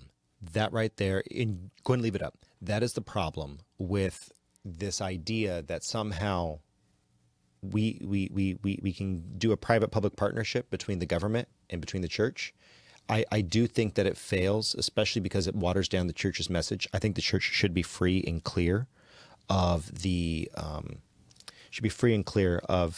government subsidies, the special factions, the special influences that you have from the government, because you now have the situation where the gospel is now in competition to your bottom line. And by the way, actually, that's a really tough position to be in. Let's say that you are these bishops, and you've made this decision that you're going to go ahead and take this money, and you've now hired people to take care of ultimately illegal aliens, and now they're being deported. What happens when you lose that funding? And now you actually have responsibility to families. So I'm not excusing it in the slightest, but I'm saying there is a real position where people can come from and be very uncomfortable after they have substituted the gospel and the mission of the church because they've taken government money. Okay, so is there any difference that the church was given the 501c3 and now they feel like if they had to pay taxes, they couldn't pay taxes? And wasn't the reason that they were given that tax-exempt status was because the church was known for helping society, which took the burden off the government. So now we have the government paying the church to take the burden off society? I don't know. That's it. Keep rolling, Mr. Producer. Go ahead and throw that back up there. Let's keep rolling, because this is a very good apologetic. This is why we do apologetics, to be able to answer like this. We're going to protect the American people. Yeah. Donald Trump promised to do that, and I believe the U.S. Conference of Catholic Bishops, if they're worried about the humanitarian costs of immigration enforcement, let them talk about the children who have been sex trafficked because of the wide open border of Joe Biden. You personally let them talk support about them going into people like schools Lincoln and Riley churches. who were brutally murdered. I support us doing law enforcement against violent criminals, whether they're illegal immigrants or anybody else, in a way that keeps us safe. Let me ask this question, Margaret. Let's separate the immigration issue. If you had a violent murderer in a school, of course I want law enforcement to go and get that person out. Of course. So what's the point of the question? Can you pause that right You there? changed the regulation Yeah, this week. and I actually wanted to say something on that. That right there is excellent. You're separating the issue. It's like the issue of abortion. Thank you, Mr. Producer. If you want to separate the issue of, well, what about the cases of SA and inbreeding and all these other issues? Well, let me ask you a question. Would you want abortion only, for the exceptions, and then you'd allow us to get 99% rid of 99% of abortions? And their answer is always no. So then why are we having this conversation? Mm-hmm. So J.D. Vance very, very well, in a very, very well-spoken way, pieced that off. Yeah, and he also pointed out that, there's a difference between illegal immigration and doing criminal activity in this country. Regardless if you're an illegal alien, when you commit illegal acts, you step into a different realm. Yeah, and he said violent. And I mean, he wasn't talking about, he was talking about you are a present danger to society. Correct. It's not like you went and, took $3 from somebody because, they were playing a banjo on the corner or something. Use the hypothetical of shoplifting, but shoplifting is very, very rarely in exclusion to also strong-armed robbery or even violent, armed robbery. Armed robbery. So strong-arm robbery in a robbery. I'm sorry, if you are 5'10" and you weigh 200 pounds and you have a old man who weighs 150 behind the counter, you have the upper hand to beat that guy down. And it doesn't matter if you're armed or not. If you're strong-armed robbery, when you're shoplifting, what is your intent? It's to leave with the item. Where are you going to draw the line if you're confronted? And so even that argument breaks down. But none of these people are shoplifters. These are all people who are absolutely guilty of some of the most heinous crimes that you could possibly imagine. But again, they want to take the exception and apply it to the rule. And so what J.D. Vance very well did is he came in and said, let me cut that off. Like, let's just talk about general people. Let's say that a general citizen, if a citizen committed a violent crime, do you want them removed? Well, of course, yes. So why aren't we allowing ICE to do that with people who shouldn't be here anyway? Yep. Why aren't we just putting them directly into a pipeline to get them out of the country? Oh, well, because we want them to have freedom in America. In prison? Let them sit. They're a foreign national. Let them sit in a different jail. In their country. Mr. Go Producer, to prison in their country. Please keep going. Thank you, sir.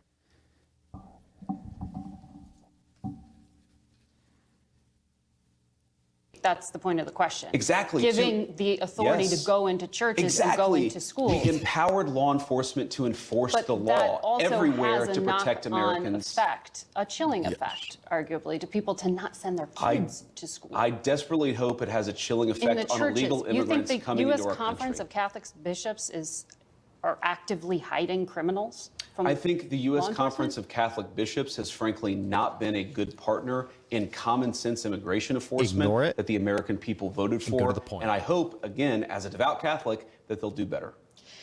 There are 5 legal challenges already to one of the other immigration actions, the order on birthright citizenship. A federal judge appointed by Ronald Reagan, I think you'd agree, has some conservative credentials, paused the order to end birthright citizenship, calling it blatantly unconstitutional. How do you reconcile this challenge to the 14th Amendment to the Constitution? So I obviously disagree with that judge, and these things, some of them will be litigated. That's the nature of our constitutional system. But here's the basic idea of President Trump's view on this. Anyone in the chat care to venture which fallacy she just committed when she said, oh, so there's a judge who was appointed by Reagan, so you must agree that this person has conservative values. There's a couple things that happen, and I don't know if anyone wants to drop this in the chat, but I'll go ahead and put it. Give me your best guess. I'm giving you 5, 4, 3, 2. Appeal to authority fallacy. It's the appeal to authority fallacy. This guy has authority as a conservative. Therefore, he must have your entire worldview, and he must be the one that you respond to. This is why people are sick of, why don't you trust your institutions? Because you've been using the appeal to authority fallacy in sliding in, mRNA vaccines. You've been sliding in climate change with all of the horrible ramifications that come with that. You're sliding in all of this nonsense. And of course, again, guys, this is a masterclass on how to, I did not see myself as a big fan of J.D. Vance. One way or the other, just didn't particularly know what to think of him. This guy is hot stuff when it comes to being able to answer a question very well. He just did, subject to change, but I think this guy is going to do a really, really good job. He is saying, wait a minute, I don't agree with that judge. I don't care about his credentials. I don't agree with him. I think it's awesome. Yeah, and she brings up the 14th Amendment for birthright. Mm-hmm. But I don't really see how the 14th Amendment applies to being birthright citizenship. You're going to have to twist it. You know what? I mean, well, I think when you go further with J.D. Vance there, he brings up some interesting points. But remember, Ronald Reagan, if I'm not mistaken, appointed Sandra Day O'Connor to the Supreme Court. Is that correct? Yes. Isn't it she the one who was the vote that said about partial birth abortion, that she said that it was the doctor, or late term abortion? It was her decision that said, well, we'll just let the doctor make that decision. Is that not correct? You're gonna I don't recall. I'd have to look it up. You're going to have to look that up. But all that to say, just because Reagan did something does not mean that it was right. Big fan of Reagan. Yep. Yeah. Big fan of Reagan. He just thought that these people were conservative. Trump elected placed 3 judges, and I'm not too happy with at least 2 of them. Yep. So with that said, keep going, Mr. Producer.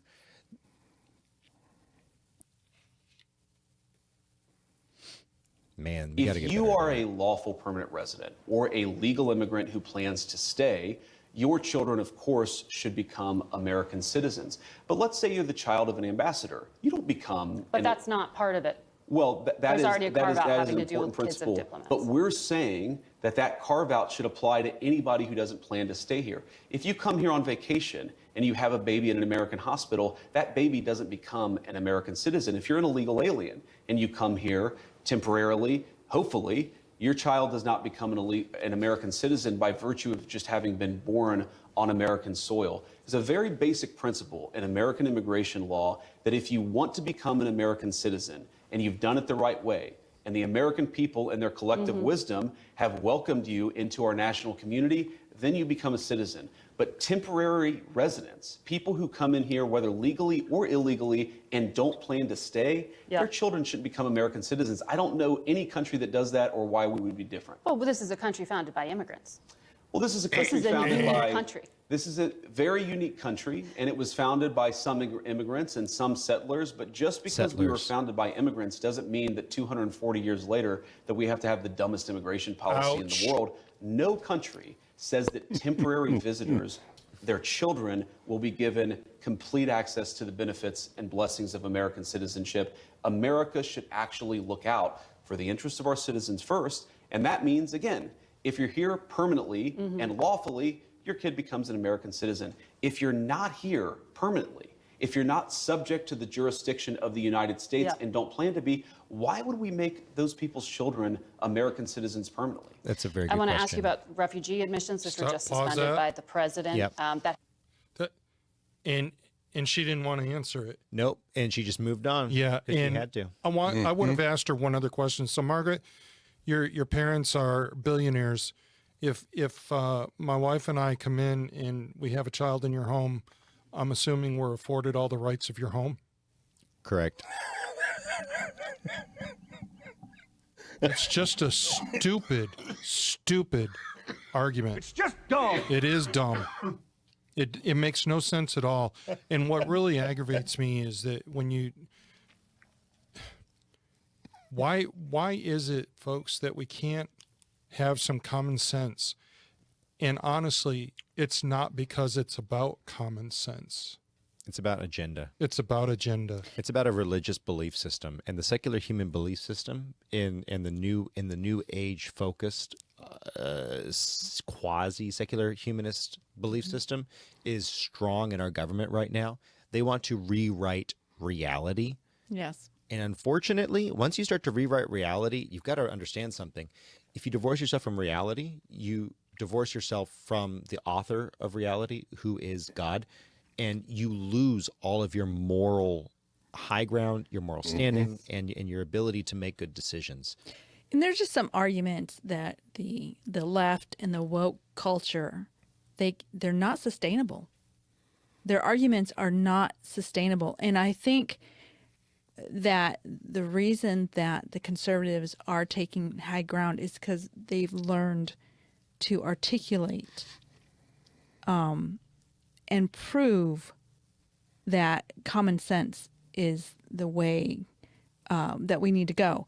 And the reason I say that is because the left has used a lot of sensational headlines to get your attention, and people don't do the research. And so they're easily led astray. But when the research comes to the surface, it's like, oh, that don't make any sense. Yep. Right. And so I don't know. I think the truth is going to really be setting us free. We need to make sure that we are actually telling the truth. And by the way, if you're a Christian, now's the time more than ever to be standing on it. Now, she goes on to talk about the issue of folks who are backed up in the line for Afghani citizenship, Afghani to American citizenship. And she, kind of grills him on this. And I think it's worth listening to real quick before, we wrap up our time today. Let's go ahead, Mr. Producer, pull that out. And we're going to look at how he responds to that. And then we're going to look at some actual real-time implications of this theory that we're seeing in the news right now.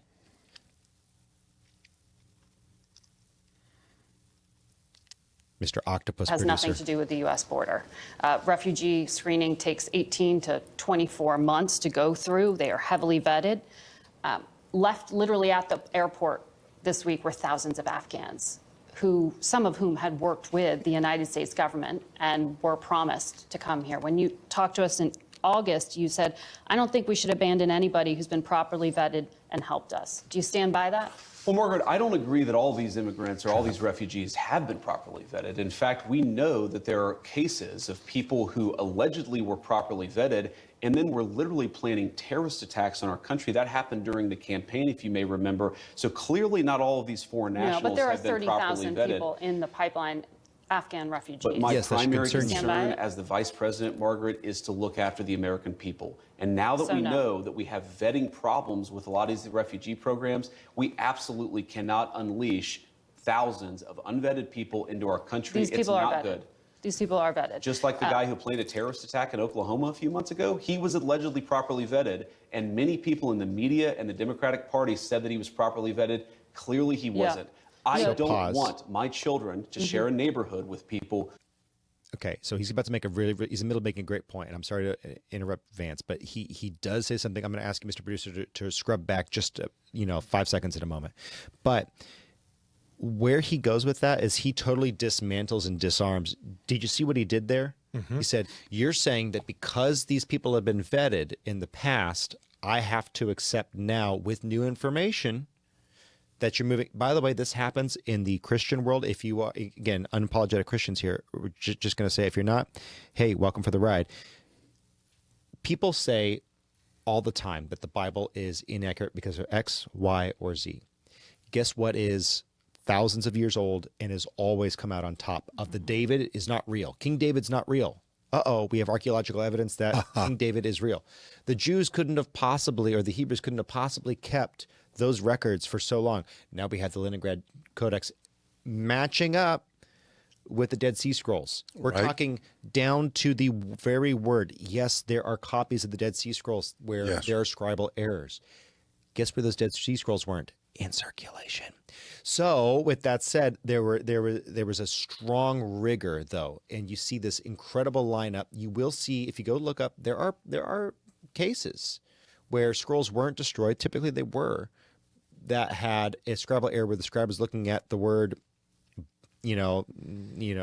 cat or dog or whatever is in the Bible, and then they come back from their break and they start a paragraph down. Okay, they're looking at a word. It's not obviously not cat or dog, and they are moving it down. Those do happen, and that's natural. But when you have thousands of witnesses, as far as each manuscript being a witness, it's been proven true that you have this much better preservation of the word.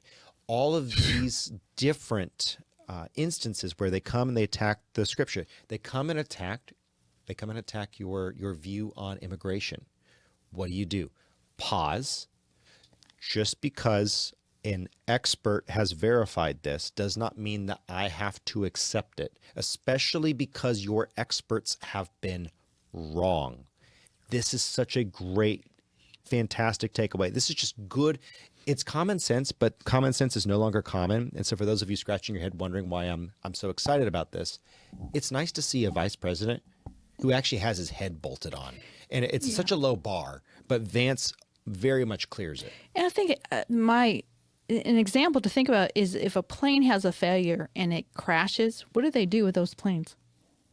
They stop everything. Mm-hmm. And they make sure there was a failure on this plane. It was mechanical. We need to check this out. So what he's saying about we need to stop and relook at how we're vetting these people to make sure that, they're really being vetted in the right way. That's just common sense. Mm-hmm.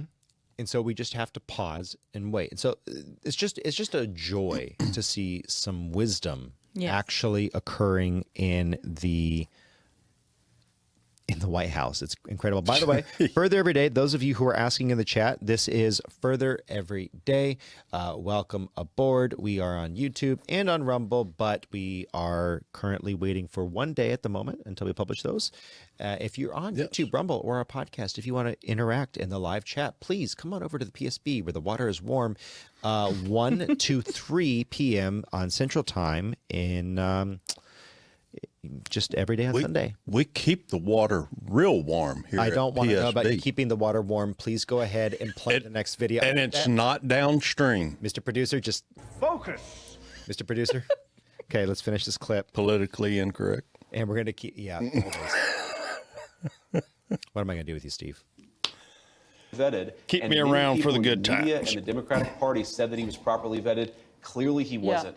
I don't want my children to share a neighborhood with people who are not properly vetted. And because I don't want it for my kids, I'm not going to force any other American citizens' kids to do that either. No, and that was a very particular case. It wasn't clear if he was radicalized when he got here or while he was living here. I don't really care, Margaret. I don't want that person in my country, and I think most Americans agree with me. Yes. So, and again, he goes on, and I don't remember if he said it in this clip or if I'm just, there's been so much going on, but he basically talks about how we have a duty to our family first. Mm-hmm. And it's this very Christian principle. He who does not care for his own family is worse than an infidel. That's biblical. Right. And it's also common sense. Like, since when do I care more about someone else's child or someone else's family than I do my own? I care for their family. I want the best for them. But here's the thing. If someone, and so the Michael Knowles used this example. He said, it would be disordered if your own child was in a pool drowning and there was another child next to him and you didn't reach for your own child first. People are going to look at you funny if you don't reach for your child first. Why? Because we know that you have a higher responsibility to that child. That child, especially if they're young. Let's say that they're a 2-year-old. You have two 2-year-olds in the pool, and you can only reach for one in that scenario. Obviously, we would all try to reach for both. We would do everything we could. We would drown ourselves if we could to make sure that both of them got onto the, we would do whatever we could. But let's say that you had to choose one. Who do you have more responsibility to? Your own child, because that child's parents were the ones that failed and that child's in the water and they're not there. At least you're there. At least you can pull them out.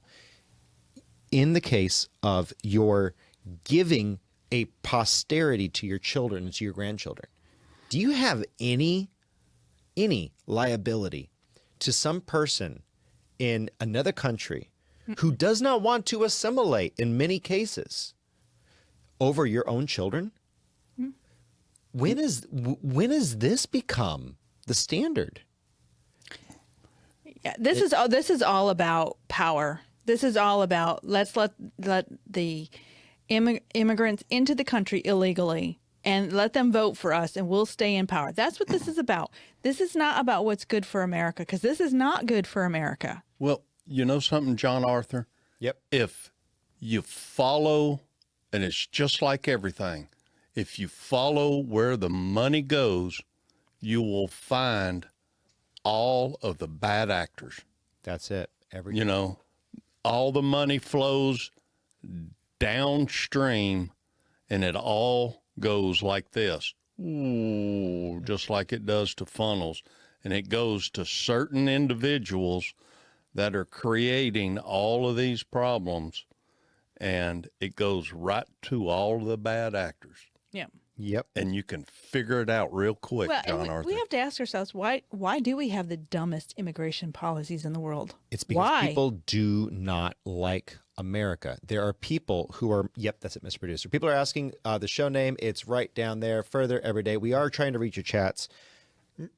It's because we have people who actively hate America and they want a one world government. The closer we get to a one world government, they can consolidate the power. Mm-hmm. And as we all know, the more you consolidate such power, the more corrupt things get. There's more opportunity. It's the land of opportunity, the New World Order, for those in the corporatist state to make their money.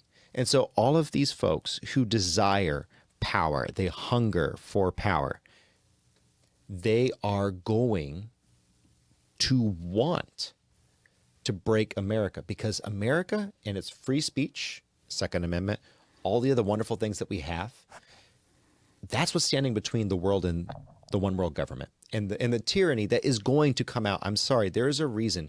By the way, just kind of getting a little bit a jump on the wrap up for this day or for today. There's a reason why we want to consolidate power as man. There's a reason why communism and socialism sounds so good to the uneducated ear.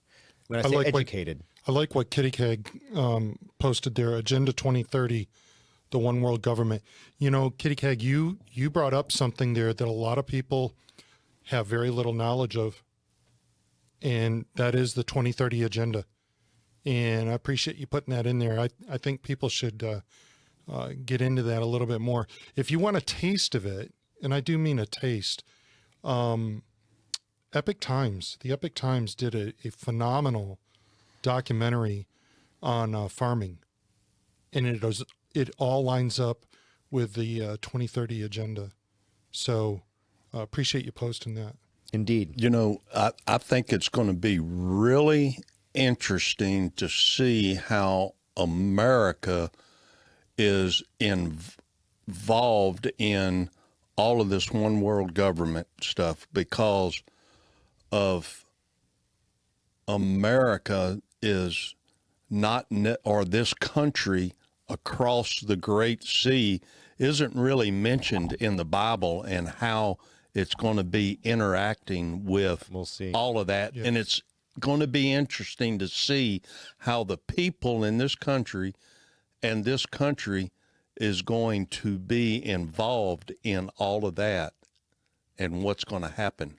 It's, you know, I mean, it's just really going to be interesting to see how all that's going to happen. Final thoughts for the day, Miss Nikki? Well, okay, that's good. Yeah. They're married. If you haven't figured that out, it's very apparent once you see them interact.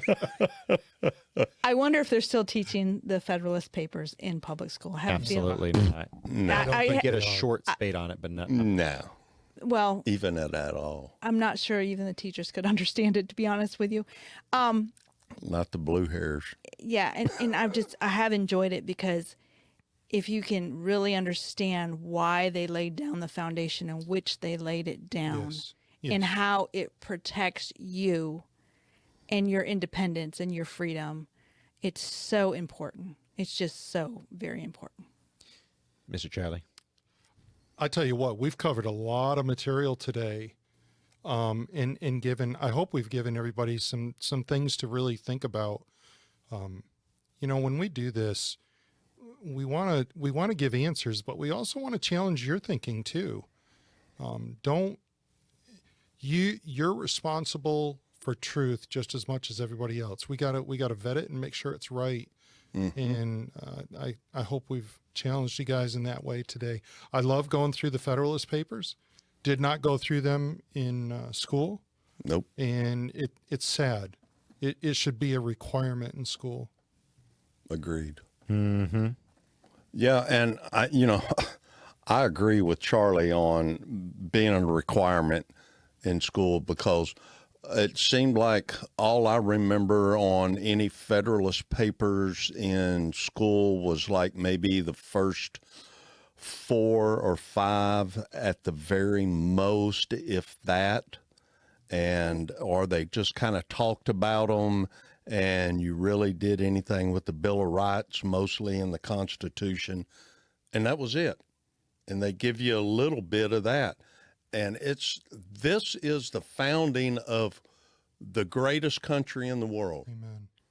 Mm-hmm. And it's founded with a basis of a Christian basis based on godly principles. Yep. How much better of a country you can get, man? Freedom of speech, private property rights, man. Mm-hmm. It's probably coming a time when we need to do a show on capitalism. We'll definitely have to do a breakdown so that I want quick facts, quick access facts about capitalism, corporatism, socialism, communism. And there's one of these. It's not like the others. The others are all the same, sadly. Final thoughts from yours truly, John Arthur here at Further Every Day. For those of you who are asking in the chat, real quick, there's a reason why they want to take your rights and your freedoms here in this nation. There's a reason why they want to remove the causes of faction. They want to remove liberty. And, I was teaching a Bible study, or leading a Bible study recently, and one of the things that came up in my studies, and I was going through, it really dawned on me, Satan wants to distort and break the plan and blueprint that God has for you. He wants to take that and tarnish it and ruin it. He wants to take your liberty and turn it into a mockery of your purpose. The New World Order is no different. Mm-hmm. And because it has the same root. It has the same root. It's different fruit. It's different activity than what you see the devil doing, but it's the same progenitor. It is the devil's work. They want to take the freedom that we have, and they want us to give it over. That's really what they want us to do. They want us to bow to that. And the way they do that is by breaking the one bastion of freedom that still exists, the one clear, concise, this nation formed under God, by God's laws, under a common law, an understanding of natural law, God's laws. We want to break that, and we want to turn it into a perversion. That's why they go after the kids. By the way, you want to know why Satan goes after the kids? It's the same thing. He can't make new creations. You want to know why a certain segment, a certain special interest group wants to come after straight people's kids? Because they can't reproduce. They can't grow. I have nothing against you if you're LGBT. Really, I don't. But I'm going to say that you are following in dangerous footsteps. And the reason why that movement as a whole, at large, the larger subset of that minority is attacking and going after children. They want to be in children's spaces doing stuff for children.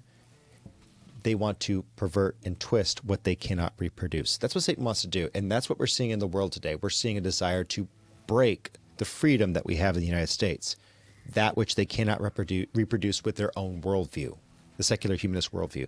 You can only come to an understanding of freedom as we have it in America if you start with the idea of freedom under God. That's what they want to break. That's what we're fighting for. thank you so much for being here. And I'm going to leave you all with one more question.